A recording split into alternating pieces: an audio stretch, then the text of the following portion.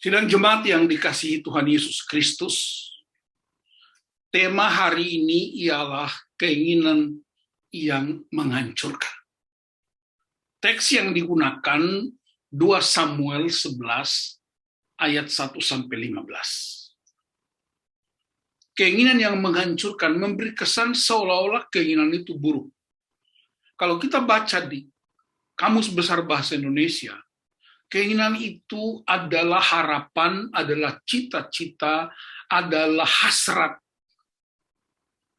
Jadi keinginan itu sifatnya netral, tetapi jika ada motivasi lain, dia bisa menjadi baik, bisa juga menjadi buruk. Ingin maju, ingin sukses, ingin berbahagia, tetapi perhatikan, kata ingin itu kalau tidak diikuti dengan motivasi firman Allah, maka keinginan itu bisa menghancurkan. Peristiwa Daud, Batseba, dan Uria adalah contoh yang paling buruk dari prinsip keinginan yang menghancurkan. Dalam kisah ini, kita semua mengerti, kisah ini sangat populer oleh karena ada seorang raja dengan seorang pahlawannya.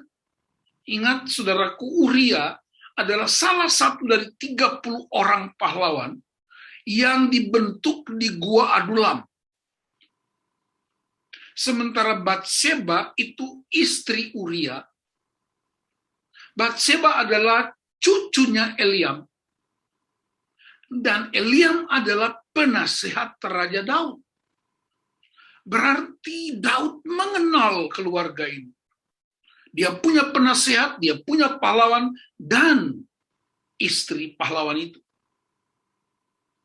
Apa soalnya sekarang? Dalam tradisi masyarakat Israel, setiap pergantian tahun selalu ada perang. Perang ini bukan cuma sekedar mempertahankan diri, perang bukan sekedar memamerkan kekuatan, tetapi perang juga untuk memelihara kelanjutan hidup dari rakyat. Dan orang yang paling berkuasa untuk menentukan kemenangan adalah rajanya, pemimpinnya. Dia hadir untuk memberi strategi perang, dia hadir untuk memberikan instruksi-instruksi perang, dia hadir untuk memberikan semangat, dia hadir untuk memberikan motivasi. Tapi kali ini, Raja Daud tidak ikut dalam perang. Dan dalam perang-perang orang Israel, yang ikut perang adalah mereka yang kuat dan pria. Sedangkan wanita, anak-anak, dan orang lanjut usia itu tinggal di kota. Nah, saudaraku, dia menyuruh Yoab yang memimpin peperangan. Nah, perhatikan peristiwanya. Daud kemudian ketika dia bangun dari tidurnya, tinggal di istana baik, tidur itu baik, waktu dia bangun jalan-jalan di atas soto rumah juga baik. Tapi ketika dia melihat ke bawah, ada seorang perempuan sedang mandi. Nah, saudara perhatikan, di Israel itu struktur kota itu berbukit-bukit. Ya. Kota itu berbukit-bukit sehingga istana itu tinggal di atas bukit dan tentu lebih tinggi dari rumah penduduk. Sehingga dia bisa melihat ke bawah apa saja, termasuk kemungkinan orang-orang lain yang sedang mandi. Nah, ada teman saya orang Tanimbar bilang begini, Pak Pendeta, sebenarnya Daud nggak salah. Yang salah itu Batseba. Loh, kenapa? Kenapa kamar mandinya nggak pakai atap? Nah, itu candanya orang para pria gitu ya. Tapi saudaraku perhatikan, apa yang terjadi, ini yang di dalam 1 Yohanes 2 ayat 16, ada 3 keinginan yang ketika tidak dimanage dengan baik, dia menimbulkan dosa. Yang pertama, keinginan daging. Yang kedua, keinginan mata. yang ketiga keangkuhan hidup. Tiga-tiganya dimiliki oleh raja ini. Dia punya keinginan mata melihat. Ingat ada pepatah lama. Pepatah lama itu bilang begini, dari mana datangnya lintah, dari sawah turun ke kali. Dari mana datangnya cinta, dari mata turun ke hati. Jadi Daud tidak punya rencana untuk jatuh dalam dosa. Daud tidak punya rencana untuk mengambil istri orang. Daud tidak punya rencana untuk ikut terlibat dalam dosa persinahan. Tetapi karena ada sitsin lebennya, ada suasana yang tercipta. Saya kasih tahu. Yang pertama, siapakah Daud? Dalam silsilah Tuhan Yesus, dalam Matius 1, Daud itu keturunan keempat dari seorang pria namanya Salmon. Mari kita bikin urutannya. Ya, Daud itu, saudaraku, dia bapaknya Daud, bernama Isai. Itu bapaknya Daud. Kemudian Isai punya bapak bernama Obed. Obed punya bapak bernama Boas. Boas punya bapak bernama Salmon. Jadi Salmon itu kawin dengan Rahab. Siapakah Rahab? Pelacur di Yeriho. Jadi perhatikan urutannya. Salmon memperanakan Boas, Boas memperanakan Obed, Obed memperanakan Isai, Isai memperanakan Daud. Dalam kitab Keluaran, hukum yang tertulis ialah Tuhan akan membalaskan kesalahan bapak-bapak kepada keturunannya ketiga sampai keempat. Jadi sebenarnya sudah ada benih. Benihnya sudah ada di Daud. Tetapi suasana yang mendukung ialah, pertama dia meninggalkan tanggung jawabnya sebagai raja. Orang sedang berperang, tapi dia justru malah ada di ranjang. Itu menunjukkan bahwa Daud kehilangan fokus terhadap tanggung jawabnya sebagai seorang pemimpin. Dan ini penting buat kita kaum pria, kaum wanita, kaum anak-anak. Bertanggung jawablah untuk panggilanmu sebagai seorang ayah. Bertanggung jawablah panggilanmu sebagai seorang ibu. Bertanggung jawablah sebagai seorang suami, seorang istri, seorang anak. Bertanggung jawab sebagai seorang pemimpin, seorang hamba Tuhan. Tanggung jawab atas panggilan yang telah engkau ucapkan. Karena Daud diurapi jadi raja. Dia tidak bertanggung jawab. Dia meninggalkan tanggung jawabnya, membiarkan rakyatnya berperang, dan kemungkinan terjadi ancaman-ancaman yang berbahaya, tapi dia menikmati comfort zone-nya.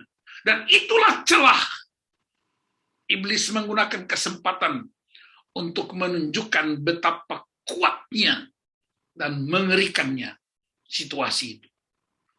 Ya, jadi itu pesan pertama dari teks ini buat kita semua anak-anak Tuhan. Ketika engkau menikmati comfort zone-mu, ketika engkau meninggalkan tanggung jawabmu, engkau tidak lagi fokus sama Tuhan, engkau tidak lagi fokus sama semua yang diberikan kepadamu, dan matamu beralih, maka tipu daya iblis memanfaatkan kesempatan itu. Rasul Petrus bilang kepada jemaat dalam 1 Petrus 5 ayat 7, sadarlah dan berjaga-jagalah. Lawan musuh iblis berjalan keliling bagaikan singa yang mengaum-aum untuk mencari mangsa yang dapat ditelannya. Pertanyaannya, kenapa singa? Singa itu salah satu jenis binatang buas. Dalam tradisi masyarakat binatang buas, mereka tidak pernah memangsa musuh pada komunitasnya. Binatang buas seperti harimau, singa tidak pernah menerkam domba atau kambing ketika domba dan kambing itu sedang berkomunitas. Saudara bisa nonton di Planet Animal atau di bagian-bagian televisi yang lain. Saudara bisa lihat harimau atau singa itu hanya duduk diam dan menunggu ketika ada seekor domba atau seekor kambing yang kehilangan dari komunitasnya, atau mungkin dia cacat dan dia mulai terpisah dari komunitasnya. Itulah kesempatan harimau atau binatang buas itu akan menerkamnya. Nah, Daud terpisah dari komunitasnya. Daud terpisah dari sumber utamanya, yaitu Allah.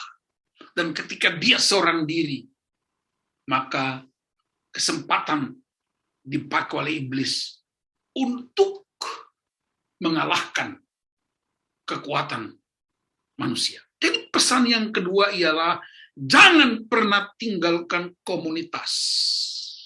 Jangan pernah tinggalkan fokus kepada Allah. Karena ada panggilan yang diberikan buat umat. Sehingga kalau itu tidak dilakukan, maka keinginan-keinginan kita itu akan menghancurkan.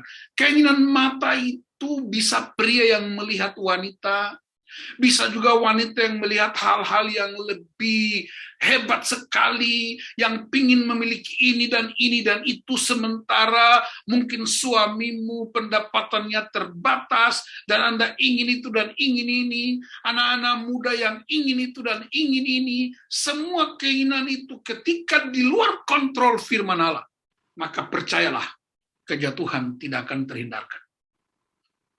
Mungkin ada yang bilang, waduh Pak Pendeta, kita kan rumahnya tidak ada tingkatnya, nggak ada sotohnya, sehingga kita nggak bisa jalan-jalan. Saya mau beritahu saudara-saudara, Daud di atas sotoh rumah, tempatnya tinggi dan terbuka. Tapi Daud juga pernah menulis, karena kegagalannya dia pernah menulis dalam Mazmur 101 ayat 1-3. Dia berkata, tiada kutaruh di depan mataku perkara dursila. Artinya apa, saudara-saudaraku? Kalau Daud hanya melihat dari atas soto rumah, tapi kita hari ini melihat di depan mata kita sendiri. Kejahatan itu tidak perlu di bioskop Anda datang, tidak perlu di ruang terbuka, tidak perlu dari atas soto rumah. Anda bisa lihat sendiri di kamar tidurmu, Anda lihat sendiri di ruang kerjamu, Anda lihat sendiri di kamar kecilmu, di toiletmu. Dan ini yang Daud berkata, tiada kutaruh depan mataku perkara dursila. Jadi ada yang tanya ke saya, Pak Pendeta, Alkitab tidak bahas tentang media sosial. Alkitab tidak bahas tentang internet. Alkitab tidak bahas tentang teknologi maju. Dengar saya beritahu, Alkitab sudah bahas itu dalam Mazmur 101. Dan Raja Daud yang menulis, karena pengalaman dia tidak hanya lihat dari atas, tetapi generasi demi generasi mereka lihat di depan mata sendiri. Teknologi itu baik, saudara-saudaraku, untuk membuat kita semakin maju dan canggih dan mudah berakses. Semua fasilitas teknologi itu sangat baik, tapi ingat, ketika Anda salah menggunakannya, dia akan meruntuhkan semua yang kita lakukan. Keinginan-keinginan kita untuk maju akan hancur karena mata kita tidak dikuduskan untuk Tuhan. Jari-jari kita tidak dikuduskan untuk Tuhan. Dan karena itu kejatuhan tidak terhindarkan. Ini sengaja ditulis di Alkitab untuk menjadi peringatan bagi kita yang hidup di zaman akhir ini.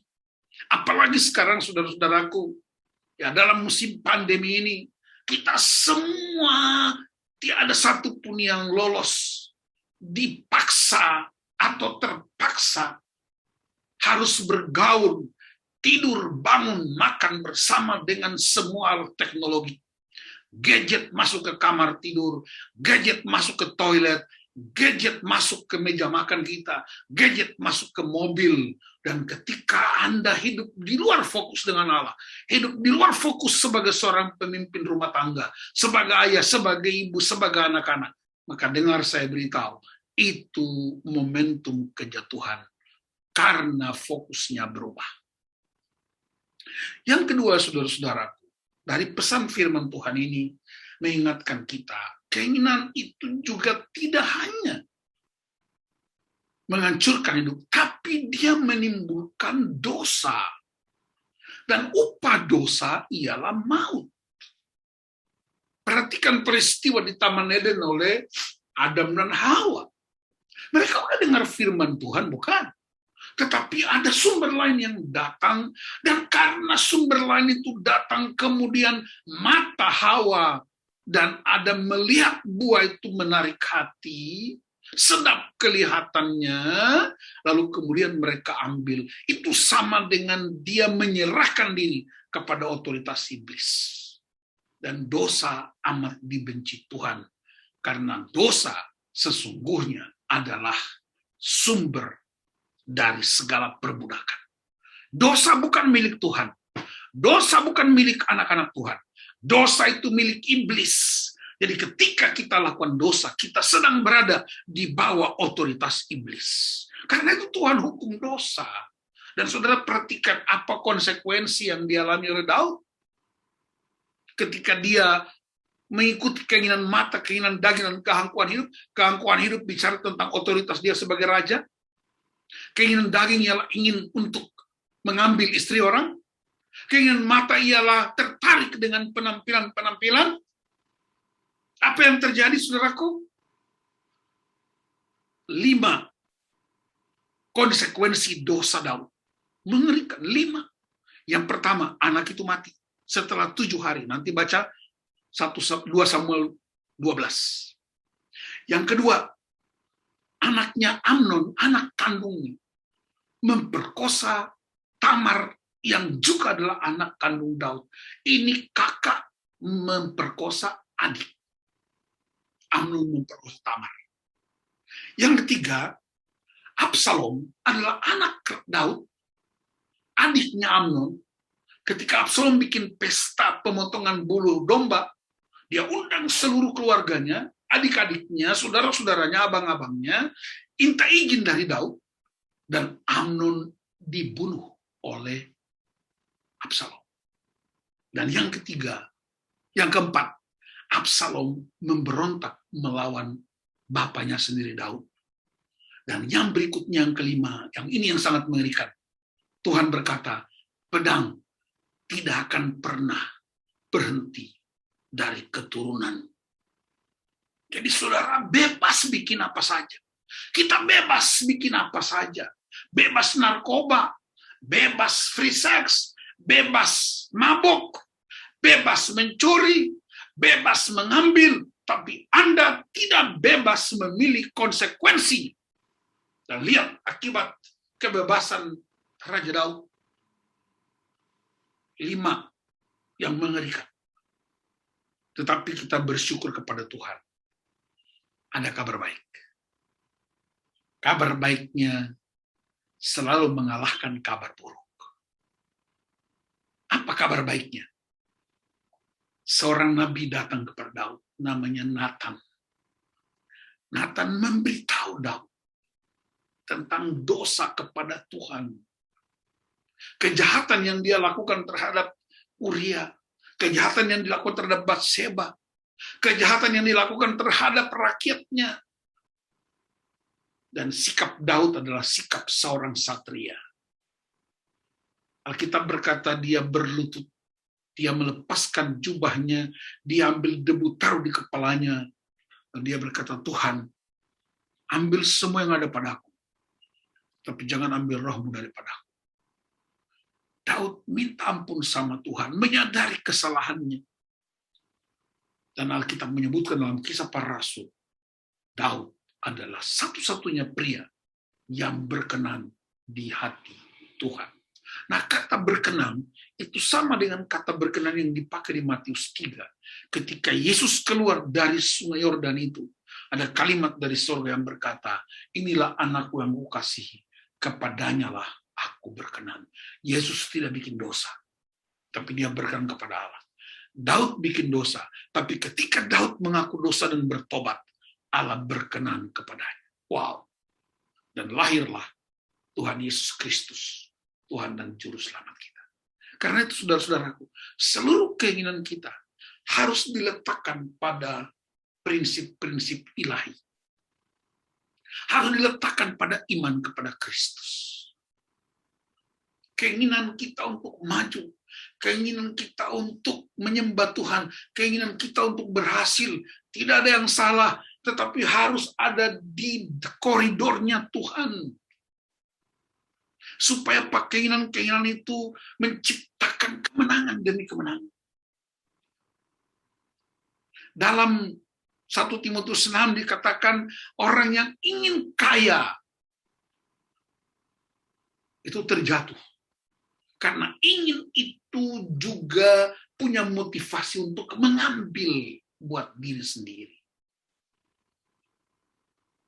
Karena itu saudara-saudaraku, pesan firman Tuhan hari ini, yang pertama, fokus kita hanya kepada Allah. Kita diselamatkan dalam Kristus Yesus. Yang kedua, fokuslah pada tanggung jawab panggilan kita sebagai ayah, sebagai suami, sebagai ibu, sebagai istri, sebagai anak-anak, sebagai pelayan-pelayan Tuhan. Yang ketiga, bangun hubungan dengan Tuhan, doa, penyembahan, dan suka dengar firman Allah. Yang keempat, hiduplah dalam komunitas yang sehat. Komunitas di gereja, apakah itu kategori-kategori, komunitas jemaat, komunitas para pelayan, komunitas-komunitas yang kita ciptakan, supaya kita saling mengingatkan, saling menasihati, saling menopang, saling mendoakan, supaya kita tetap hidup dalam kemuliaan Tuhan. Dan ingat, saudara-saudara, Yesus Kristus sendiri, dia 100% manusia, tapi dia juga 100% Allah. Hubungan dengan Tuhan tidak pernah diabaikan. Dia selalu berhubungan dengan Bapanya. Dia mendengar dan membaca firman Allah. Kitab-kitab perjanjian lama dia baca. Dia ajarkan firman kepada murid-muridnya. Tapi dia juga membangun persekutuan yang indah dengan murid-murid. Bayangkan saja Yesus, anak Allah yang hidup, Tuhan dan Juru Selamat.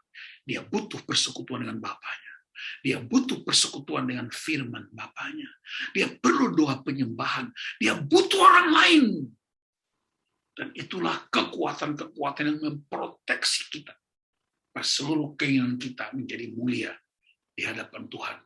Dan tidak ada ruang bagi iblis untuk bisa menggerogoti seluruh kerinduan hati kita untuk menyembah Tuhan. Saya berdoa supaya GKO khususnya di Bintaro Jaya menjadi para pemenang karena mengandalkan Tuhan, hidup dalam komunitas yang sehat, dan membiarkan Tuhan berotoritas. Saya beri nasihat buat anak-anak muda. Teknologi tidak dapat dihindari. Penggunaan alat-alat elektronik tidak bisa dihindarkan. Gadget, laptop, dan lain-lain. Tapi ingat, kuduskanlah matamu. Kuduskanlah jarimu. Kuduskanlah semua alat teknologi itu. Supaya iblis tidak punya kesempatan untuk menghancurkan anak-anak Tuhan.